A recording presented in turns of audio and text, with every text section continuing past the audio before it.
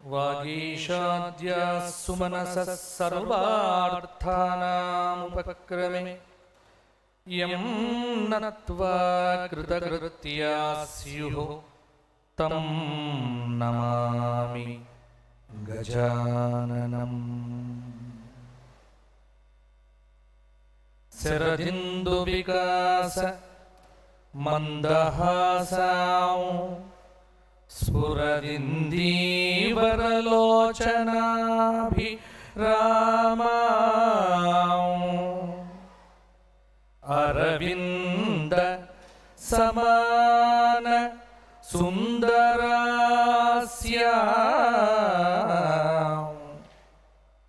अरविन्दासन सुंदरी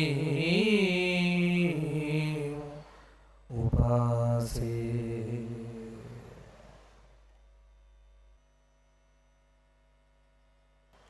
सदाशिवसमारम्भां व्यासशङ्करमध्यमाम् अस्मदाचार्य पर्यन्तां वन्दे गुरुपरम्पराम्।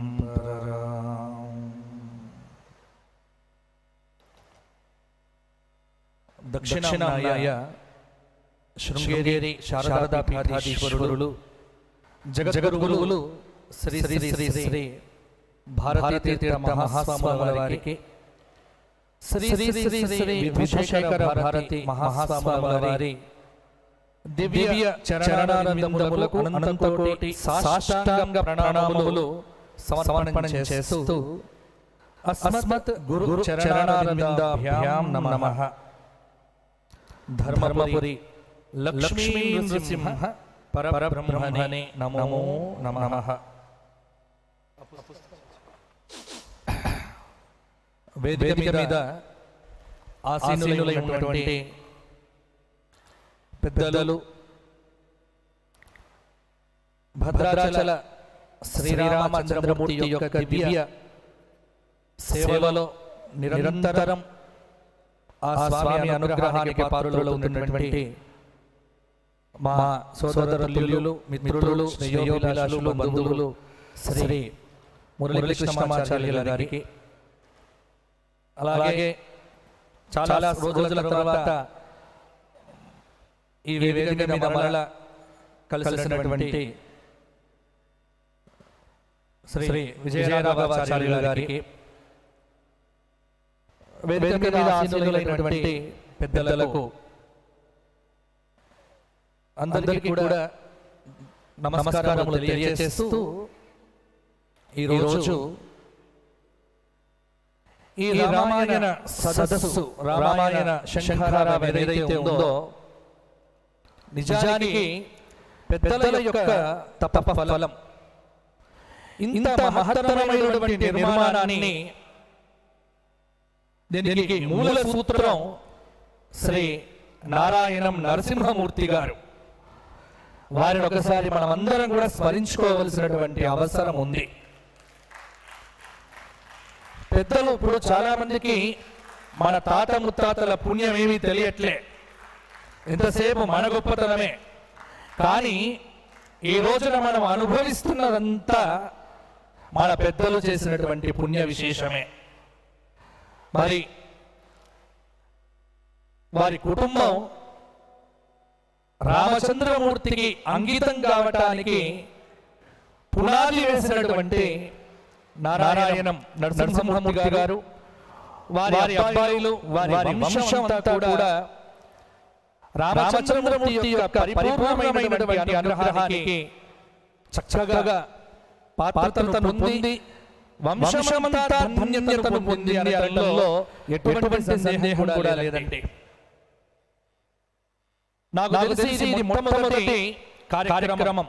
ఎక్కడ కూడా రామాయణం మీద ఇంతమంది వక్తలతో 4 భాషల్లో అద్వితీయంగా, అప్రమేయంగా, విశేషంగా జరిగినటువంటి రామాయణ సదస్సు మాత్రం ఇది ఒక్కటే.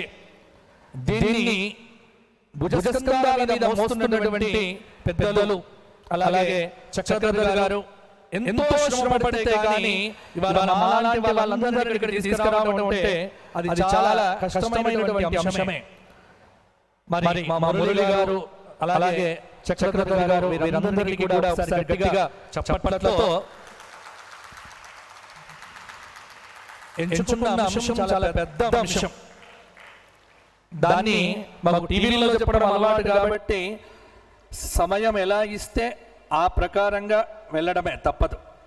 కాబట్టి ఆ అంశాన్ని వీలైనంత మేరకు కొంత సంక్షిప్తం చేసి చెప్పేటువంటి ప్రయత్నం చేస్తాను. సీతాదేవియుతం వీరం సర్వాభరణ భూషితం సీతాపతిం హరిం ధ్యాయేత్ అయోధ్యా కాండ ఉత్తమే. బ్రహ్మాండ పురాణంలో ప్రతి కాండకు ఒక ధ్యాన శ్లోకాన్ని వ్యాస భగవానుడు చెప్పడం జరిగింది. ప్రతి కాండకు ఒక ధ్యానం శ్లోకం ఉంది. ఆ ధ్యాన శ్లోకంలోనే ఆ కాండలో నిరూపణమైనటువంటి అంశాన్ని అద్భుతంగా చూపించారు వ్యాస భగవానుడు. రాముడి గురించి మాట్లాడాలి అంటే, రామాయణం గురించి మాట్లాడాలి అంటే ఏదో అరగంటనా కాదు రోజులు వెళ్ళినా కానీ అది పూర్తి కాదు. ఎందుకంటే ఇంతకు ముందే చెప్పారు, ఈ దేశం యొక్క ఆత్మ ఏదైతే ఉందో అది శ్రీరామచంద్రమూర్తే. అందులో సందేహం ఏముందండి? ఆదిశంకర భగవత్పాదుల వారు అద్భుతమైనటువంటి ఒక మాట చెప్తారు. ఈ కలియుగంలో ఏ నామం చేస్తే మానవుడు తరిస్తాడు, మానవుడు ఏ నామాన్ని జపించడం వల్ల కృతార్థత పొందుతాడు అంటే శంకర భగవత్పాదుల వారు చెప్పినటువంటి ఒకే ఒక మాట, రామేతి వర్ణద్వయమాదరేణ సదా స్మరన్ ముక్తిముపైతి జంతుః కలౌ యుగే కల్మషమానుషేన అన్యత్ర ధర్మే ఖలు నాధికారః. రామనామము తప్ప వేరే ఏ ఇతర నామాలకు కలియుగ మానవుడికి అర్హత లేదు అని చెప్పేసినాడు శంకర భగవత్పాదుల వారు. అంటే అర్థం చేసుకోండి, రాముడు అంటే ఎంత ముఖ్యమో మనందరికీ కూడా. కాబట్టి ఈ దేశంలో మనమంతా ఉదయం నుండి రాత్రి దాకా స్మరించవలసినటువంటి ఏకైక దైవం ఎవరు అంటే రామచంద్రుడు మాత్రమే. రాముడు లేకపోతే మన జీవితాలు ఎక్కడివి? రాముడు లేకపోతే మన యొక్క స్వరూపాలు ఏమి తెలుసు? అసలు రామాయణమే లేకపోతే ఈ కుటుంబ వ్యవస్థ ఎక్కడిది?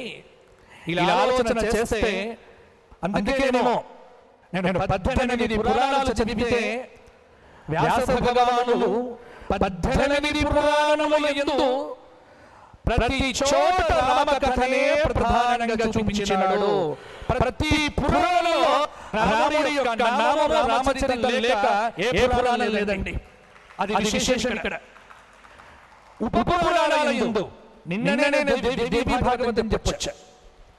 హైదరాబాద్ లో దేవి భాగవతం తీసిన అక్కడ రాముడే. మహాభారతం అరణ్య పర్వం ఒకసారి చదివితే అర్థమవుతుంది. మనం అందరం అనుకుంటాం, ఇప్పుడు ఎవరిని పట్టుకున్నా కానీ ఎలా ఉన్నామంటే అస్సలు బాలేను, కష్టాలు కష్టాలు కష్టాలు కష్టాలు, నోరు తెరిస్తే కష్టం కష్టం కష్టం. కానీ ఒక్కటి ఆలోచన చేయండి, మహాభారతంలో ధర్మరాజు అనుకున్నట్ట ప్రపంచంలో నాకంటే కష్టపడేవాడు ఇంకెవరైనా ఉన్నాడా, నాకంటే కష్టాలు వచ్చినటువంటి వ్యక్తి ఎవరైనా ఉన్నాడా అని తనలో తాను మదనపడిపోతూ ఉంటే మార్కండేయ మహర్షి వస్తాడు.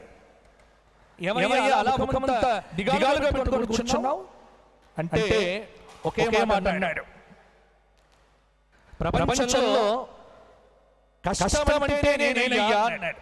చూసావా నా తమ్ముళ్ళు ఎంత కష్టపడుతున్నారో, ఆ కుంతీదేవి ఎలా కష్టపడుతోందో అని అరణ్యంలో చూపిస్తూ ఉంటే మార్కండేయాది మహర్షులు నవ్వుకున్నారట. ఏమయ్యా నీది కష్టమా, ఈ కష్టాలు ఎలా పోతాయి చెప్పండి అయ్యా అని అంటే, అరణ్యకాండలో మహాభారతంలో మార్కండేయ మహర్షి ధర్మరాజుకు పంచపాండవులకు అద్భుతమైనటువంటి రామ కథనంతా వివరించి చెప్పగా, రామాయణం అంతా విన్న తరువాత ధర్మరాజు ఒక మాట అన్నాడు, నిజానికి ఈ రామకథ వినగానే నా కష్టమంతా పోయిందయ్యా. ప్రపంచంలో కష్టం అంటేనే రామచంద్రమూర్తి, కష్టపడినటువంటి వాడే రాముడు. రాముడు పడిన కష్టం ముందో నా కష్టం ఒక లెక్కన అని చాలా కుదుటపడ్డట. అంటే అర్థమైందా మీకు? అందుకే మృత సంజీవనం రామచరితం, మరణించిన వాడిని బ్రతికింపచేసే కథ రామకథ. భారతంలో కూడా రామకథే ప్రధానంగా మనకు కనిపిస్తుంది. భాగవతంలో ప్రతి చోట రాముడు రాముడు రాముడు రాముడు. ఏమిటి రాముడు? ఈనాటి సమాజంలో చాలామంది మర్చిపోతున్నారు. ఏమండి రాముడి గొప్పతనం ఏమిటి? అన్నీ సుఖంగా ఉన్నప్పుడు ప్రతివాడు ధర్మం గురించి మాట్లాడుతాడు, ప్రతివాడు ధర్మాచరణ చేస్తా అంటాడు. కానీ అది అది కాదుట. ఏమిటి అంటే, ఎట్టి విపత్కర పరిస్థితుల్లోనైనా సరే ధర్మాన్ని తప్పకుండా ఉండటమే నిజమైనటువంటి రామతత్వం అని మనకు శ్రీమద్ రామాయణం మనకు చూపించిందండి. అన్ని అనుకూలంగా ఉన్నప్పుడు ధర్మం అందరూ ఆచరిస్తారు, కానీ ప్రతిదీ కూడా అనుకూలంగా లేనప్పుడు కూడా ధర్మాన్ని ఆచరించినటువంటి, ధర్మమే మూర్తీభవించినటువంటి అద్భుతమైనటువంటి అవతార స్వరూపం శ్రీమద్ రామచంద్రమూర్తి యొక్క స్వరూపం. మనకు మొత్తం రామాయణంలో ప్రధానంగా శ్రీరామ, భరత, లక్ష్మణ, శత్రుఘ్నులు నాలుగు పాత్రలు. ఈ నలుగురు రెండు జంటలుగా విడిపోయారు. రాముడి వెంట లక్ష్మణ స్వామి, భరతుడి వెంట శత్రుఘ్నుడు. చాలా మందికి లక్ష్మణుడు అంటే అందరికీ తెలుసు. ఎందుకంటే ఎక్కడ రామాలయం ఉన్నా గానీ అక్కడ ప్రధానంగా రాముడి పక్కనే ఉండేటువంటి వాడు లక్ష్మణ స్వామి. లోకంలో పేరు కూడా ఇద్దరు అన్నదమ్ములుంటే రామలక్ష్మణులు. లక్ష్మణుడికి చాలా కీర్తి దక్కింది చరిత్రలో.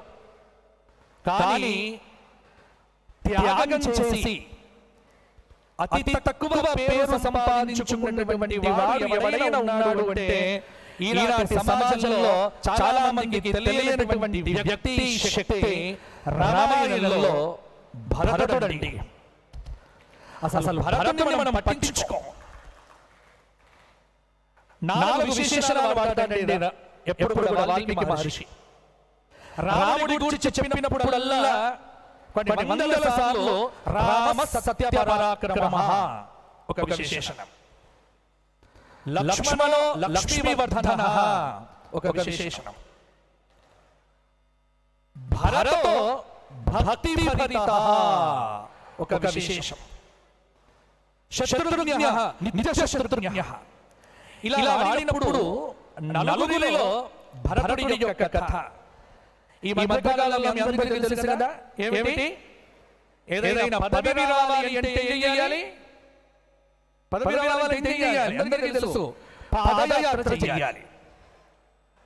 పదవి రావాలంటే పాదయాత్ర చేయాలి. ఏదో వస్తుంది కదా, పాదయాత్ర అంటే పాదములతో చేసే యాత్ర అని. కానీ నేను రామాయణం చదివిన తర్వాత ఒకటి అర్థమైంది. ప్రపంచంలో పదవుల కోసం పాదయాత్రలు చేసినటువంటి చాలా పాత్రలు కనిపిస్తున్నాయి. కానీ వచ్చిన పదవిని కూడా విడిచిపెట్టుకొని శ్రీరామ పాదుకలు శిరస్సు మీద పెట్టుకొని మొట్టమొదటిసారిగా రాజ్య త్యాగం కోసం పాదయాత్ర చేసినటువంటి మొట్టమొదటి వ్యక్తి భరతుడండి. భరతుడి పాదయాత్ర చరిత్రలో మర్చిపోయాం. కానీ భరతుడు చేసింది పాదయాత్ర. దేనికోసం పాదయాత్ర?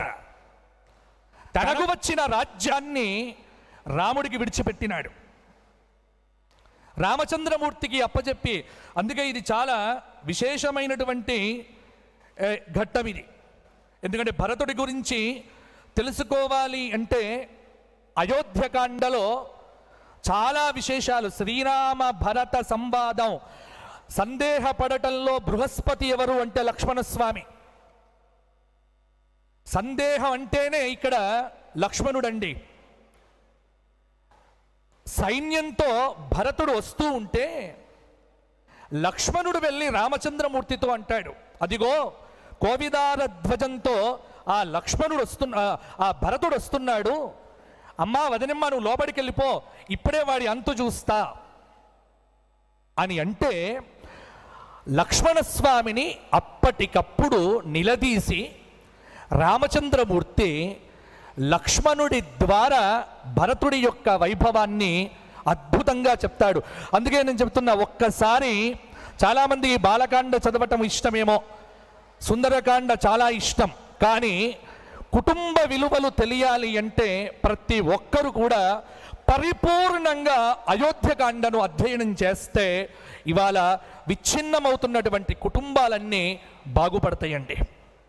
విచ్ఛిన్నమవుతున్నటువంటి కుటుంబ సంస్కృతినంతా కూడా ఒక చోట చేర్చేటువంటి అద్భుతమైనటువంటి కాండ. అందుకే ఇక్కడ ధ్యాన శ్లోకంలోనే సీతాదేవియుతం అనేటువంటి ధ్యాన శ్లోకంతో అయోధ్యకాండలో ఉన్నటువంటి విశేషాలన్నీ కూడా ఇక్కడ మనకు చూపించినారు. అందుకే ఇక్కడ చూడండి, శ్రీరామ భరత సంవాదం చెప్పుకోవాలి నిజానికి. ఎందుకంటే భరతుడు మాట్లాడిన మాటలేమిటి, అసలు భరతుడి యొక్క పాత్ర గురించి మనకు అయోధ్యకాండ ప్రారంభంలోనే చెప్పిస్తారండి. ఒక సందర్భంలో కౌసల్య కూడా అంటుంది, రాముడి కంటే కూడా ధర్మాన్ని తప్పనటువంటి ధర్మం ఆచరించినటువంటి వ్యక్తి భరతుడు అని రాముడి కంటే అనేటువంటి మాట కూడా ఒక చోట వస్తుంది. అంటే అర్థం చేసుకోండి మీరు, భరతుడి యొక్క పాత్ర వెలుగులోకి రాని పాత్ర, భరతుడి యొక్క పాత్ర త్యాగం చేసినటువంటి పాత్ర, భరతుడి యొక్క పాత్ర. అందుకే ఇక్కడ చక్కగా ఆ భరతుడి యొక్క సైన్యం ఎప్పుడైతే వస్తుందో ఆ లక్ష్మణుడు ధనస్సు పట్టుకుంటాడు. రాముడు అడుగుతాడు, ఏమిట్రా కిమత్ర ధనుషా కార్యం అసినా వాసచర్మణ మహాబలే మహోత్సాహే భరతే స్వయమాగతే. ఎంత అద్భుతమైనటువంటి మాట. ఏమిట్రా లక్ష్మణ, బాగా హుషారు చూపిస్తున్నావు, ఖడ్గమెందుకురా, ధనస్సెందుకురా నీకు, మహాధనుర్విద్యా పండితుడు, మహావివేకవంతుడు మన సోదరుడు, మనం పిలవకుండా వాడే వస్తుంటే ఈ ఆవేశం ఏంట్రా నీలో? లక్ష్మణుణ్ణి ఆవేశానికి నిలువుటద్దం లక్ష్మణుడు, వివేకానికి నిలువుటద్దం భరతుడు.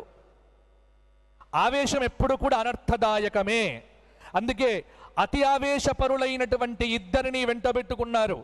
భరతుడేమో శత్రుఘ్నుని వెంటబెట్టుకున్నాడు, అలాగే రాముడు లక్ష్మణుని వెంటబెట్టుకున్నాడు. అంటే కుటుంబంలో బలహీనతలు ఉన్నటువంటి వ్యక్తులు ఎవరైతే ఉంటారో కాస్త బలమున్నటువంటి వ్యక్తులు నడిపించాలి. ఇది కుటుంబ మర్యాద. అందులో పెద్దవాడు, ఇంటికి పెద్దవాడు ఎలా ఉండాలి అంటే రాముడిలాగా ఉండాలి. అసలు రాముడి పాత్ర అయోధ్యకాండలో చూస్తే అబ్బబ్బబ్బా ఏమి వర్ణన అండి, ఏమి వర్ణన. ఇవాళ మన సమస్యలు, మీ ఏ సమస్యనైనా నాకు చెప్పండి, నేను రామాయణం ద్వారా పరిష్కారం చెప్తా. ఏ సమస్యకైనా పరిష్కారం ఇక్కడ మీకు దొరుకుతుంది రామాయణంలో మీకు. అంటట నాయనా, వాడితో మనకు యుద్ధమేమిట్రా, వాడితో మనకు యుద్ధమా? లక్ష్మణ, వాడు మహాధనుస్సు తెలిసినటువంటి వాడే, వాడు గొప్ప పండితుడే. భరతుణ్ణి ఏమాత్రం కూడా దూషించేటువంటి మాటలు నీవు మాట్లాడకూడదు. ఎందుకో తెలుసా? ఇక్కడ రాసుకోండి. ఒక మాట అంటాడు రామచంద్రమూర్తి, నీవు భరతుడికి అప్రియం చేస్తే అది నాకు కూడా అప్రియమే. అంటే భరతుడంటే ఎంత రామచంద్రమూర్తికి చెప్పండి. భరతుడంటే హృదయం రామచంద్రమూర్తికి. ఒరేయ్ యది రాజ్యస్య హేతోః స్త్వం ఇమాం వాచం ప్రభాషసే ఉచ్యమానోపి భరతః మయా లక్ష్మణ తత్వతః రాజ్యమస్మై ప్రయచ్చేతి బాఢమిత్యేన వక్షతి. ఓ లక్ష్మణ, నీకు రాజ్యం కావాలి అనేటువంటి కోరికతోనే నీవే గనక ఇట్టి దారుణమైనటువంటి మాటలు మాట్లాడుతుంటే ఇదిగో వస్తున్నాడు భరతుడు, వానితో ఒక్క మాట నేను, ఒరేయ్ భరత ఈ రాజ్యాన్ని లక్ష్మణుడికి ఇవ్వరా అంటే వాడు అలా చేసేస్తాడు భరతుడు అని చెప్పినప్పుడు చూడండి, ఎప్పుడైతే రాముడి ద్వారా ఈ మాటలు బయటికి వచ్చాయో లక్ష్మణుడి భరతుడి యొక్క పాత్ర ఎంత బాగా వచ్చిందండి. నాకు తెలిసి రామచంద్రమూర్తి మొత్తం రామాయణంలో అద్భుతంగా మెచ్చుకున్నటువంటి పాత్రలు ఒకటి భరతుడి పాత్ర, రెండవది ఆంజనేయ స్వామి వారి యొక్క పాత్ర. కిష్కింధకాండలో నాన్ ఋగ్వేద వినీతస్య న యజుర్వేదధారిణః న సామవేద విదుషః ఏవం శక్యం ప్రభాషితం నూనం కృష్ణం వ్యాకరణం అనేన బహుదాశ్రుతం అని మొదటి మాటలోనే మతిమంతుడు బుద్ధిమంతుడైనటువంటి ఆ హనుమంతుడిని అద్భుతంగా పొగడి ఈ హనుమంతుడు ఎవరో కాదో నావాడు అని ఎప్పుడైతే తాను చెప్పినాడో అక్కడ హనుమంతుడి యొక్క పాత్ర. అందుకే రామాయణం మొత్తం మీద అద్భుతమైనటువంటి పాత్రలు అన్నప్పుడు వాల్మీకి మహర్షికి బాగా ఇష్టమైనటువంటి పాత్ర హనుమంతుడి యొక్క పాత్ర. అందుకే కిష్కింధకాండ నుంచి దాదాపుగా ప్రతి నిర్ణయంలో హనుమంతుడిదే ఫైనల్ ఉంటుంది. మీరు చూడొచ్చు, ప్రతి విషయంలో హనుమంతుడి యొక్క మాటనే సత్యంగా ఉంటుంది. అలాగే భరతుడిది కూడా. ఇక్కడ భరతుడు వచ్చి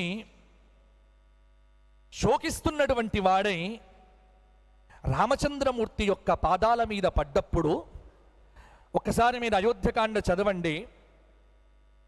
అయోధ్యకాండలో రాముడు భరతుణ్ణి అడుగుతాడు, ఒరేయ్ పరిపాలన, ఎందుకంటే నువ్వు పరిపాలన చెయ్యబోతున్నావు అని, పరిపాలన ఎలా చెయ్యాలో అక్కడ జటిలం చీరవసనం ప్రాంజలిం పతితం భువి దదర్శ రామః దుర్దర్శం యుగాంతే భాస్కరం యథ కథంచిత్ అభివిజ్ఞాయ వివర్ణవదనం కృశం భ్రాతరం భరతం రామః పరిజగ్రాహ పానిన. అలా చేయితో చేయబట్టుకొని జటామండలం ధరించి నారచీరలు కట్టుకొని దోసిలి ఘటించి తన పాదాల వద్ద పడి ఉన్నటువంటి ప్రళయకాలమందు భూమి మీద పడినటువంటి సూర్యుడిలాగా ఉన్నటువంటి భరతుణ్ణి ఎట్టకేలకు పోల్చుకొని చేతులు పైకెత్తి చక్కగా కుశల ప్రశ్నలు వేస్తాడు. ఆ కుశల ప్రశ్నలు వింటే రాముడి యొక్క పాత్ర ఏమిటో మనకు అర్థమవుతుంది. ఒరే భరత, శ్రీరామ ప్రతినిధిగా ఈ కోసల దేశాన్ని 14 సంవత్సరాలు నీవే పరిపాలన చెయ్యాలి. అందుకే ఇక్కడ అయోధ్యకాండలో 100వ సర్గలో స్పష్టంగా అద్భుతంగా పరిపాలనా పద్ధతి చూపించారు. ఒరేయ్ భరత, మంత్రి, పురోహిత, యువరాజ, సేనాపతి, ద్వారపాల, అంతఃపుర, కార్యనిర్వాహక, కారాగార అధికారి, ఆర్థిక శాఖ, నియోజన వ్యవహారం, కార్యనిర్వాహక, అలాగే ప్రాడ్వివాక, సేనాధ్యక్ష, నగరాధ్యక్ష, కర్మాంతిక, అలాగే ధర్మాధ్యక్ష, దండపాల, దుర్గపాల, ఈ 18 స్థానాలను విచారణ చేస్తున్నావా అన్నాడు. అంటే రాజైనటువంటి వాడు ఏ స్థానాలను విచారణ చెయ్యాలో అక్కడ చూపిస్తారండి. అసలు పరిపాలన రాముణ్ణి ఈ కోణంలో ఎవరు చూశారు చెప్పండి?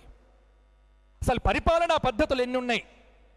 18 చోట్ల విచారించాలి అన్నాడు. ఇక్కడ భరతుణ్ణి అడగటం ద్వారా మనకు చూపిస్తున్నాడు. ఒకసారి అక్కడ విశ్లేషణగా మీరు చూస్తే తిలక వ్యాఖ్యానం కానీ, గోవిందరాజయ్యం కానీ, మాహేశ్వర తీర్థులుగా ఇలా వ్యాఖ్యానాలు, రామాయణ శిరోమణి వ్యాఖ్యానం కానీ చూస్తే ఎన్ని అద్భుతాలో, ఎన్ని విశేషాలో. ఇది కాకుండా రామాయణానికి ధర్మాకూతం అనేటువంటి ఒక వ్యాఖ్య ఉందండి. అసలు ధర్మాకూతం అనేటువంటి వ్యాఖ్య ఇప్పుడు ప్రింటింగ్లో లేదు. నేను తంజావూరు సరస్వతీ మహల్ లైబ్రరీకి వెళ్ళినప్పుడు అక్కడ ఈ ధర్మాకూతం అంటే ఈ రోజున న్యాయ వ్యవస్థలో ఏ లోటుపాట్లున్నాయో ఆ న్యాయ వ్యవస్థ రామచంద్రమూర్తి యొక్క కాలంలో ఎలా ఉన్నదో దాని మీద అద్భుతమైనటువంటి వ్యాఖ్య. అది నేను అదే చెప్తున్నా.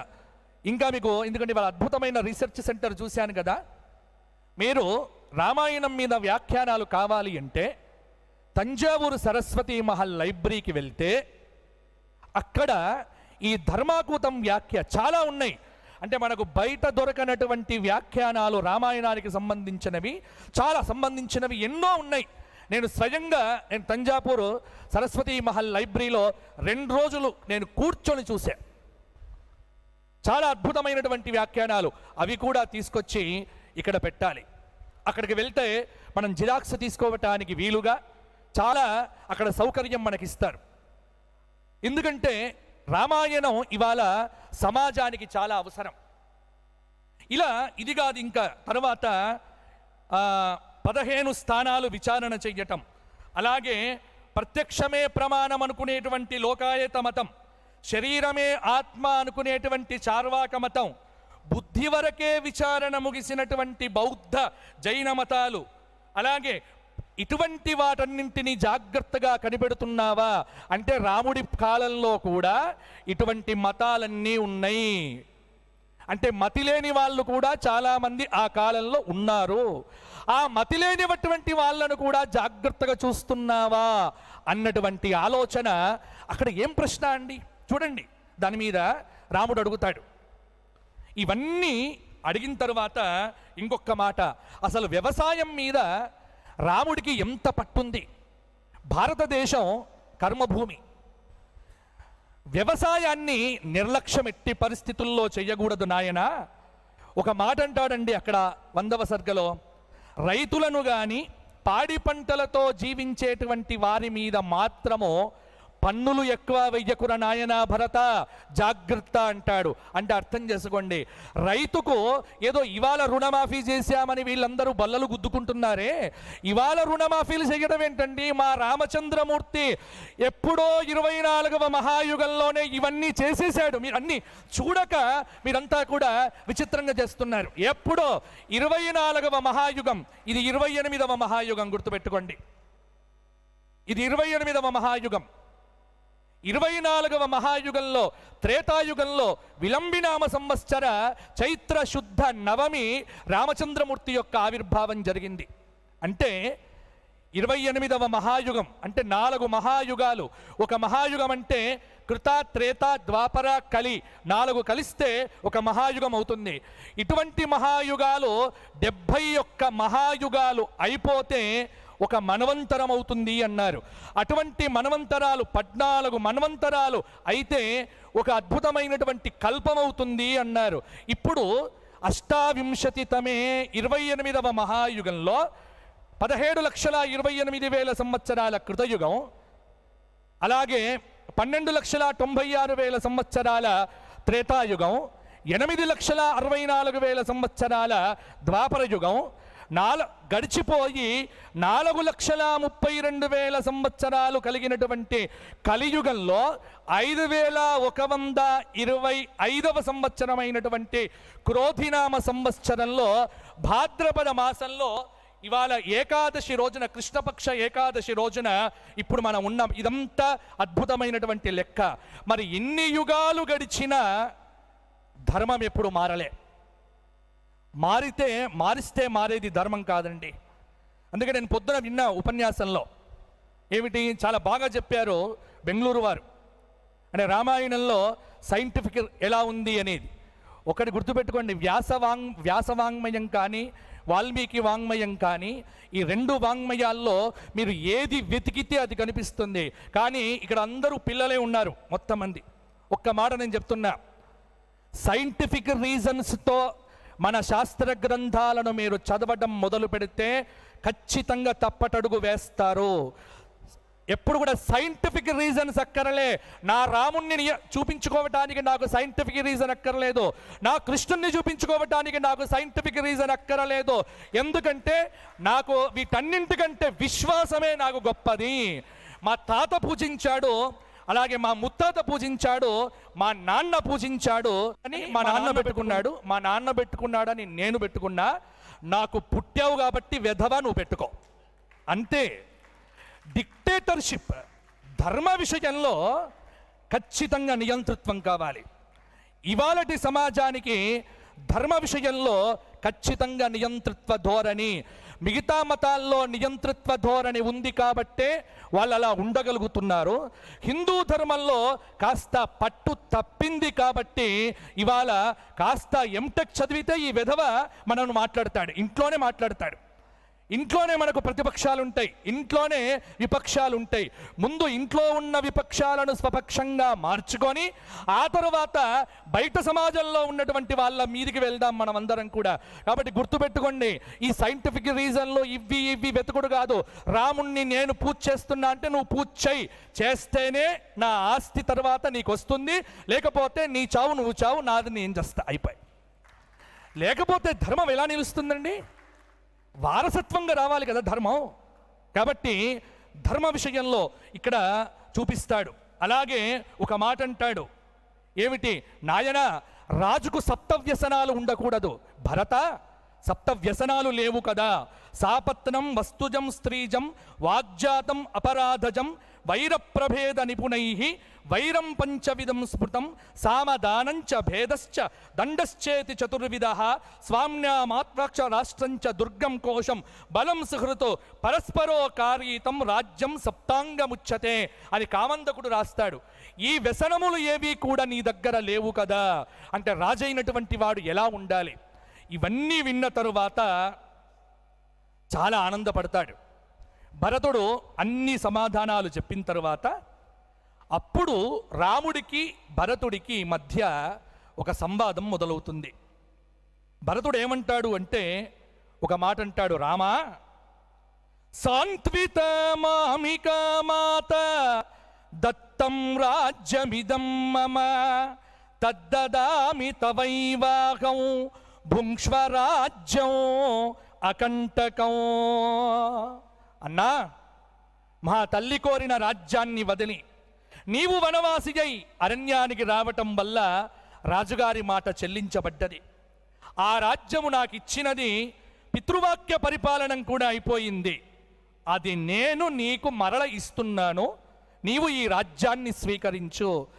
ఎవరిస్తారండి చెప్పండి? ఒక చిన్న గోడ గజం స్థలం అటు వచ్చింది అన్నకు అంటే ఒప్పుకోలేని విధవ తమ్ముళ్ళు, విధవ అన్నలున్నటువంటి ఈ కాలంలో ఇవన్నీ వింటూ ఉంటే ఎలా ఉండాలండి? ఎవరిస్తారు చెప్పండి? ప్రయత్నం లేకుండా వచ్చినటువంటి రాజ్యాన్ని తీసుకొని వచ్చి రాముడి పాదాల దగ్గర పెట్టాడు. తద్దదామి తవైవాహం భుంక్ష్వ రాజ్యమకంటకం గతిం ఖర ఇవాశ్వస్య తార్క్షస్వేవ పతిపదత్రిణః అనుగంతుం నమే శక్తి గతిం తవ మహీపతే. ఏం అద్భుతమైనటువంటి మాట మాట్లాడినాడండి. చూడండి ఏమన్నాడో, రామా, ఉత్తమ జాతిదైనటువంటి అశ్వము యొక్క గమన వేగాన్ని గాడిద అనుకరించగలదా అన్నాడు. అంటే ఎవరు మాట్లాడతారండి ఈ మాటలండి కూడా? అక్కడ భరతుడి క్యారెక్టర్ చూడండి, భరతుడి పాత్ర చూడండి, కన్నీళ్ళు వస్తాయండి భరతుడి పాత్రను చూస్తే. కానీ మనం భరతుడి గురించి తెలుసుకునే ప్రయత్నం చెయ్యం. భరతుడు చాలా, అందుకే నేను రామాయణంలో స్థితప్రజ్ఞుల యొక్క లక్షణాలను చాలా సందర్భాల్లో నేను చెప్తూ ఉంటా. భగవద్గీత సిద్ధాంత గ్రంథమైతే, భగవద్గీత సిద్ధాంత గ్రంథం, రామాయణం భాగవతం దృష్టాంత గ్రంథాలు. ఈ రెండూ కూడా అక్కడ సిద్ధాంతం, ఇక్కడ దృష్టాంతం. అక్కడ 18 శ్లోకాల్లో స్థితప్రజ్ఞస్య కా భాష అని చెప్తారు. హూ ఈజ్ స్థితప్రజ్ఞుడు? ఎవరు స్థితప్రజ్ఞుడు? మీరు రామాయణంలో చెప్తే తపస్వాధ్యాయ నిరతం తపస్వీ వాగ్విదాంబరం నారదం పరిపప్రచ్ఛ వాల్మీకిర్ మునిపుంగవం కోన్వస్మిన్ సాంప్రతంలోకే గుణవానకశ్చ వీర్యవాన్ ధర్మజ్ఞశ్చ కృతజ్ఞశ్చ సత్యవాక్యే దృఢవ్రతః చారిత్రేణ చ కోయుక్తః సర్వభూతేషు కోహితః విద్వాంకః కస్సమర్థశ్చ కశ్చైకో ప్రియదర్శనః. ఇన్ని ప్రశ్నలు వేసిన తర్వాత, ప్రశ్నలు అనేకం కానీ సమాధానం ఒక్కటే. ఏం చెప్పినాడు నారద మహర్షి? ఇక్ష్వాకు వంశ ప్రభవో రామో నామ జనైశ్రుత. ఒకటే సమాధానం. ఇన్ని లక్షణాలు ఎక్కడ ఉన్నాయి అంటే స్థితప్రజ్ఞ లక్షణాల్లో కనిపిస్తాయి.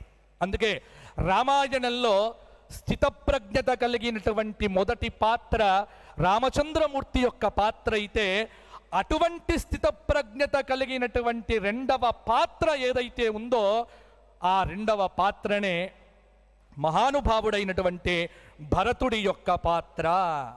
ఇవాళ భరతుడే కనుక లేకపోతే, అందుకే మనం ఎప్పుడు కూడా చాలా అద్భుతమైనటువంటి మాట ఏమిటి అంటే, అందుకే మీరు చూడండి వేదాంత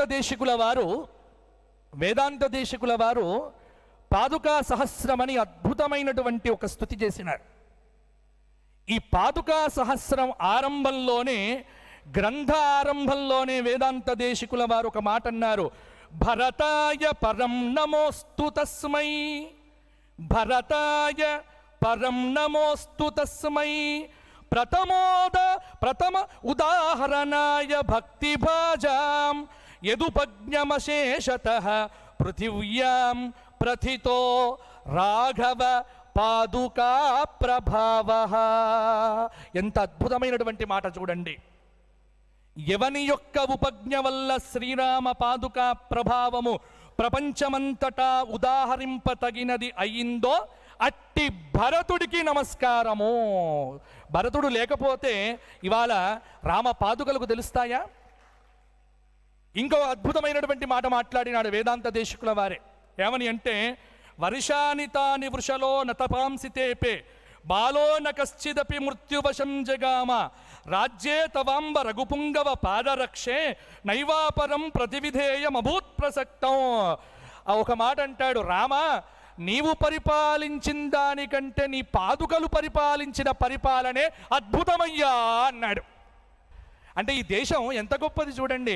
రామరాజ్యం అక్కర్లే, రాముడొచ్చి పరిపాలించాల్సిన పనిలే. రాముడి పాదుకలు సింహాసనం మీద పెడితే 14 సంవత్సరాలు అద్భుతంగా.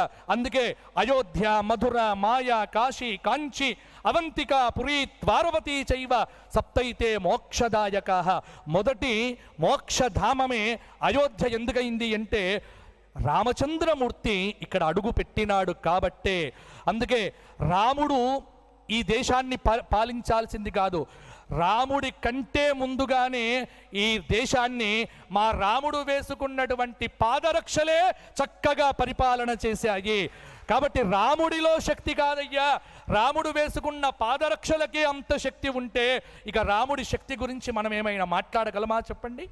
కాబట్టి రాముడి గురించి ఏమని మాట్లాడగలము, ఏమని చెప్పగలము, ఎంతని చెప్పగలము? చెప్పడం కంటే అనుభవంలో అనుభవించాలి. రాముడి గురించి చెప్పుకోవడం కాకుండా రాముడిలాగా ఉండే ప్రయత్నం చేసినప్పుడే ఈ దేశం బాగుపడుతుంది. రామాయణంలో చెప్పబడినటువంటి కుటుంబ విధానాన్ని అనుసరించినప్పుడే మన దేశం బాగుపడుతుంది. అందుకే భరతుడి యొక్క పాత్ర అక్కడి నుంచి తీసుకుంటే అడుగడుగున భరతుడు చేసిన, ఆ భరతుడు పెట్టినటువంటి కొన్ని అద్భుతమైనటువంటి శ్లోకాలు, నాకు సమయం లేదు కాబట్టి నేను చెప్పలేకపోతున్నాను. కానీ భరతుడి మీద ఒక 24 గంటలు మాట్లాడుకున్నా తక్కువే. కాబట్టి భరతుడి యొక్క పాత్ర మనం మరిచిపోయాం రామాయణంలో. రాముడు ఎంత గొప్పవాడో భరతుడు అంతే స్థాయి ఉన్నటువంటి వ్యక్తి. కాబట్టి భరతో భక్తి భరిత, భక్తి శాస్త్ర విషయంలో భరతుణ్ణి మించినటువంటి భక్తి పరుడు ఇంకొక్కడు కూడా మనకు రామాయణంలో ఎక్కడా కూడా కనిపించదు. అందుకే ఆ గుహుడు భరతుడు మాట్లాడుకున్నప్పుడు కూడా, ఆ గుహుడు భరతుడి యొక్క సంభాషణలో కూడా ఎంత అద్భుతమైనటువంటి విషయాలు మనకు తెలుస్తాయో. కాబట్టి ఈ రోజున దాదాపుగా నాకు ఇచ్చిన సమయం అయిపోయింది. కానీ తప్పదు, ఇంకా మరల ఎప్పుడైనా అవకాశం ఉన్నప్పుడు తప్పకుండా ఇటువంటి చోట్ల ఇటువంటి సెమినార్లు చాలా జరగాలండి. జరగటమే కాదు, చాలామంది ఇక్కడ పిల్లలందరూ కూడా ఉన్నారు. నేను ఒకటే చెప్తున్నాను, నేను ఒక నోటు కూడా రాసి మొన్ననే ఇచ్చొచ్చాను గవర్నమెంట్లో కూడా. ఏమని అంటే, ఖచ్చితంగా రామాయణానికి సంబంధించినటువంటి ఒక పాఠ్యాంశం అనేటువంటిది విధానంగా ఖచ్చితంగా మన విద్యా వ్యవస్థలో పెట్టి తీరాలి. ఎక్కడెక్కడో దిక్కుమాలినటువంటి విషయాలన్నీ పెడుతూ ఉన్నారు. ఒక భరతుడికి సంబంధించినటువంటి విషయం పెడితే ఎంత బాగుంటుందండి. ఒక లక్ష్మణుడు, భరతుడు, ఇలా చూస్తే రామాయణంలో ప్రతి పాత్ర గొప్పదే. ఇంకా నన్ను అడిగితే మంధర కూడా చాలా గొప్ప పాత్రనే. మంధర పాత్ర కూడా చాలా గొప్పదే. మంధర ఎందుకోసం వచ్చింది అంటే కూడా ఇతర పురాణాల యందు వ్యాసవాంగ్మయంలో ఎన్ని విషయాలు చెప్పినారో. మంధరా నామ కాచిద్ అప్సరా, ఆవిడ ఒక దేవ అప్సరస. ఎందుకోసం వచ్చింది? రామకార్యార్థ, రామకార్యం కోసం వచ్చినటువంటిది. కాబట్టి రామాయణంలో ప్రతి పాత్ర ఈనాటి సమాజానికి అవసరమైనటువంటిదే. అది పాత్రగా మీరు భావన చెయ్యకూడదు, మన ఆత్మగా మనం భావన చేస్తే రామాయణం అనేటువంటిది మనందరి హృదయాల్లో వెలుగుతుంది. అందుకే రాముని వంటి దైవము ఇంకొకటి లేదు. భండన భీముడు, ఆర్తజన బాంధవుడు, ఉజ్వల బాణతూన కోదండ కల ప్రచండ భుజతాండవ కీర్తికి రామమూర్తికిన్న రెండవ సాటి దైవమిక లేడనుచున్న గడకట్టి భేరిక డండ డండ డండ నినదంబులు అజాండము నిండ మత్త వేదండము నెక్కి చాటెదను భద్రగిరి దాశరథీ కరుణాపయోనిధి. రాజా రామచంద్ర భగవానికి, భద్రాచల శ్రీరామచంద్ర భగవానికి. రామనారాయణ క్షేత్రం దివ్యధామంగా, ఎందుకంటే ధనుస్సు ఆకారంలో ఎంతోమందికి ఒక ధార్మికమైనటువంటి మార్గాన్ని చూపిస్తూ మరి ముందుకు తీసుకొని వెళ్తోంది.